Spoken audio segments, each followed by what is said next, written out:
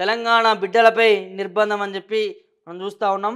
నిరుద్యోగుల మార్చిపై సర్కారు ఉక్కుపాదం, ప్రజాపాలనలో అణిచివేత పర్వం, అడుగడుగున అరెస్టులు, టీఎస్పీఎస్సీ ముట్టడికి ఉద్రిక్తం, దారి పొడవునా బారిగేట్లు, ముళ్ళ కంచెలు, పోలీస్ ఆకాంక్షలపై విమర్శలు వెల్లువ. నిర్బంధంలోనూ మార్చ్ సక్సెస్, ఉధృత పోరాటంలో ప్రభుత్వ మెడలు వంచుతామని నిరుద్యోగుల హెచ్చరిక అని చెప్పి నిన్న జరిగినటువంటి అంశాన్ని ఇక్కడ చూస్తూ ఉన్నాము. మోతిలాల్ విద్యార్థి నాయకుడు తనను కూడా పోలీసులు తీసుకెళ్తున్న నేపథ్యం చూస్తూ ఉన్నాం. నిన్ననైతే భారీ ఎత్తున ఇక్కడ అంశాలు చూడవచ్చు. ప్రభుత్వ నిరుద్యోగుల సమస్యలను పరిష్కరించాలని డిమాండ్ చేస్తూ నిరసనకు దిగిన బీఆర్ఎస్వి నేతలను అరెస్ట్ చేస్తున్నారు పోలీసులు అని చెప్పి నిన్న దెబ్బలు కూడా తాకడం జరిగింది. శుక్రవారం టీఎస్పీఎస్సీ ముట్టడిలో పాల్గొన్న పోలీసుల చేతిలో గాయపడిన బీఆర్ఎస్ విద్యార్థి విభాగ నాయకుడు అని చెప్పి కూడా నిన్న దెబ్బలు కూడా తాగడం జరిగింది. విద్యార్థులకు చాలా రక్తాలు కూడా గారడం, మరి చాలా ఇబ్బందులకి గురయ్యారు. ఇక్కడ చూడొచ్చు టీఎస్పీఎస్సీ ముట్టడి ఏ విధంగా బారిగేట్లు వేసారో ఇక్కడ చూడొచ్చు. పెద్ద ఇనుప కంచెలు వీళ్ళు ఎందుకు వేయాల్సి వచ్చింది టీఎస్పీఎస్సీకి? ఇంత పెద్ద ఇనుప కంచెలు ఏది మనం బాహుబలి కోటలో చూస్తాం ఇలాంటి ఇనుప కంచెలు, అలాంటిది ఇలా టీఎస్పీఎస్సీ ముంగట వేసినారు. అక్కడ పోలీస్ బందోబస్తు కూడా భారీ ఎత్తున రావడం జరిగింది. మరి నిరుద్యోగుల మార్చి నేపథ్యంలో హైదరాబాద్లోని తెలంగాణ పబ్లిక్ సర్వీస్ కమిషన్ కార్యాలయం వద్ద వెల్లువెత్తిన బారికేట్లు, గ్రిల్స్తో పోలీసులు సృష్టించిన ఇనుప గోడ అని చెప్పి ఆ ఇనుప గోడను చూస్తూ ఉన్నాము.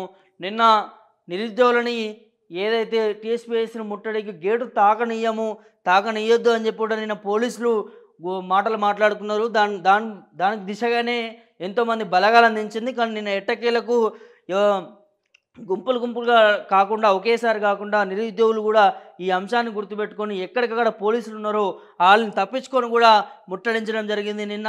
మరి మొత్తానికి ఈ ఇనుప కంచెలు, ఇనుప గోడలు టీఎస్పీఎస్సీ ముంగట చేసినటువంటి మన రాష్ట్ర ప్రభుత్వం కావచ్చు, పోలీస్ శాఖ కావచ్చు, వీళ్ళందరికీ నిన్న ఏదైతే నిరుద్యోగుల పట్ల వ్యవహరించిన తీరును ఖచ్చితంగా ఖండిస్తూ ఉన్నారు. మరి దేనికోసము కనీసం వాళ్ళ డిమాండ్ అయినా వినాలి కదా. వాళ్ళ డిమాండ్లు దేనికోసం చేస్తూ ఉన్నారు? అసలు ఏంటి దీంట్లో ఏమైనా అవకతవకలు జరిగినాయా? ప్రభుత్వం ఇస్తానటువంటి అంశాలే కదా. మరి ముఖ్యమంత్రి గారు ఒక్కసారి వచ్చి మీరు ముట్టడి కాదు, ధర్నాలు కాదు, ఇక చేయకండి, మేమున్నాము, మీకోసమే ఏర్పడినాము, ఖచ్చితంగా అమలు చేస్తామని చెప్పి ఒక భరోసా ఇవ్వకుండా వాళ్ళ తెలంగాణ బిడ్డలపైన, వాళ్ళ తీవ్రవాదుల లెక్క వాళ్ళపైన విరుచుకుపడుతున్న పోలీస్ శాఖ కావచ్చు, రాష్ట్ర ప్రభుత్వం కావచ్చు, వాళ్ళ వైఖరిని చూస్తూ ఉన్నాం మనము. దేనికోసము ఇలా కాంగ్రెస్ పార్టీని తెచ్చుకున్నారు ఇలా నిరుద్యోగులు అనేది క్లియర్ కట్గా కనిపిస్తూ ఉంది. వాళ్ళపైన లాఠీ చార్జీలు, వాళ్ళ రక్తాన్ని కళ్ళ చూస్తూ ఉంది పోలీస్ శాఖ అని చెప్పి కూడా నిరుద్యోగులు ఆవేదన వ్యక్తం చేస్తూ ఉన్నారు. ఇనుప కంచెలు చూడొచ్చు, ఎన్ని కంచెలు వేసినా ఏదేమేసినా నిన్న మాత్రం నిరుద్యోగుల ఆవేశాన్ని, నిరుద్యోగుల ఆగ్రహాన్ని ఈ పోలీస్ శాఖ ఆపలేకపోయింది. మొత్తానికైతే నిన్న టీఎస్పీఎస్సీ ముట్టడికి సంబంధించిన ఆ పోరాటాన్ని చూడొచ్చు, ఆ ఉద్యమాన్ని చూడొచ్చు. మళ్ళీ గతంలో ఉన్నటువంటి తెలంగాణ ఉద్యమమే కనిపించింది. ఎందుకంటే మేము క్లియర్ కట్గా అక్కడ ఉండి కూడా చూసినాము. ఏ ఒక్క నిరుద్యోగి కూడా వెనకడుగు వేయకుండా ఖచ్చితంగా ఈ రాష్ట్ర ప్రభుత్వం దిగి వచ్చే వరకు కూడా ఈ ముట్టడి అనేది వెనక్కి తగ్గేదే లేని చెప్పి కూడా వాళ్ళ ప్రాణానికి కావచ్చు, వాళ్ళు ఏ విధంగా వెనకాడకుండా రాష్ట్ర ప్రభుత్వం దిగి వచ్చే వరకు కూడా వాళ్ళు పోరాడిరు. వాళ్ళ సక్సెస్ అయ్యేలా రాష్ట్ర ప్రభుత్వం కావచ్చు, ముఖ్యమంత్రి రేవంత్ రెడ్డి కావచ్చు, వారు స్పందించడానికి మనం చూస్తూ ఉన్నాం. ఇక ఇది ప్రజాపాలన అని చెప్పి ఇక్కడ అంశాలు అయితే కనిపిస్తూ ఉన్నాయి. నిన్న ఏదైతే ఇక్కడ నిరుద్యోగులని ఈ ధర్నాకి ముట్టడికి వచ్చిన వాళ్ళని కాకుండా పరిసర ప్రాంతాల్లో కూడా అందరిని అరెస్ట్ చేయడం చూస్తూ ఉన్నాం. అంటే ఫోన్లు పట్టుకొని పోతూ ఉంటే కథం అరెస్ట్ చేసుడే. వాళ్ళు ఏమైనా ఫోన్ మాట్లాడి ఈ అంశం పైన ఒక చిన్న మాట అన్నా కూడా వాళ్ళని అరెస్ట్ చేసుడే.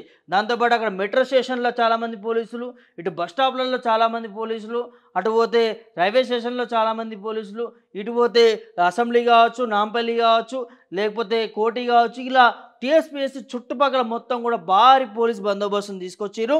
దాంతోపాటు ఎక్కడికక్కడ ఒక 2-3 కూడా భారీ వ్యాన్లలో, భారీ బస్సులలో వేసి వాళ్ళని పోలీస్ స్టేషన్లకు తరలించడం జరిగింది. సో ఇన్ని పాటలు పడ్డా, ఇన్ని విధాలుగా పోలీస్ శాఖ కూడా నేను కష్టపడ్డా, మొత్తానికైతే టీఎస్పీఎస్సీ ముట్టడి అనేది సక్సెస్ అయింది. నిరుద్యోగులే దాంట్లో గెలిచిరని కూడా చెప్పుకోవచ్చు. మరి రాష్ట్ర ప్రభుత్వం ఇకనైనా బుద్ధి తెచ్చుకొని నిరుద్యోగులకు ఇస్తానటువంటి హామీలు ఇవాళ ఇవ్వాల్సిన అవసరం ఉంటుంది. లేకపోతే ఇలా ముట్టడితో చూసిరు, రేపు ఇంకో యుద్ధం చూస్తారు అని చెప్పి కూడా నిరుద్యోగులు చెప్తా ఉన్నారు. మరి నిన్న జరిగినటువంటి అంశాలు ఇక్కడ మనం చూస్తూ ఉన్నాము. ఏదైతే విద్యార్థి నాయకులను వీళ్ళందరినీ కూడా నిర్బంధం చేసిన అంశాలను అయితే మనకి క్లియర్ కట్గా కనిపిస్తూ ఉంది.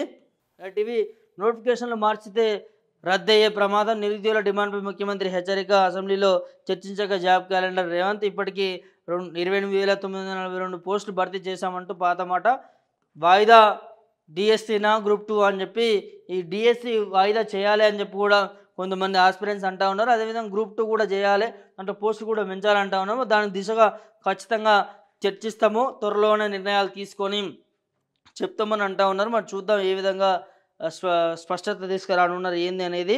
ఇంకోటి చూడొచ్చు, ఇక్కడ ఉద్యోగం రాలేదని యువకుడి ఆత్మహత్య. ఏంది మళ్ళా యువకులు కూడా ఆత్మహత్యలు చేసుకోవాల్సిన పరిస్థితి వచ్చిందా?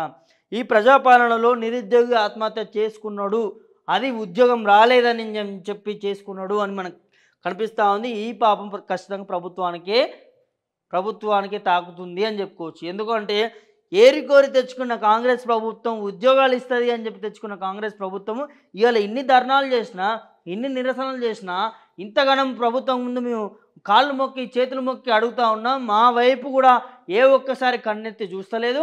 ఇక మాకు ఉద్యోగాలు ఇవ్వదేమో అని చెప్పి ఆవేదనతో ఇలా నిరుద్యోగ యువత ఉద్యోగం రాలేదని చెప్పి కూడా, ఉద్యోగం ఇవ్వట్లేదని చెప్పి కూడా వాళ్ళు ఆత్మహత్య చేసుకుంటున్న పరిస్థితి కనిపిస్తూ ఉంది. ఇది కాదు కదా, దీన్నేనా ప్రజాపాలన అందాం, దీన్నేనా నిరుద్యోగం అందాం, నిరుద్యోగ పాలన అందాం. వాళ్ళు నిరుద్యోగులు కూడా ఉద్యోగాలు రావట్లేదని చెప్పి కూడా ఆత్మహత్యలు చేసుకోవాల్సిన పరిస్థితి ఈ కాంగ్రెస్ పాలన వచ్చిందంటే ఒక్కసారి ఆలోచన చేసుకోవాలి. అంటే అది ఆ అంశం అక్కడ కనిపిస్తూ ఉంది.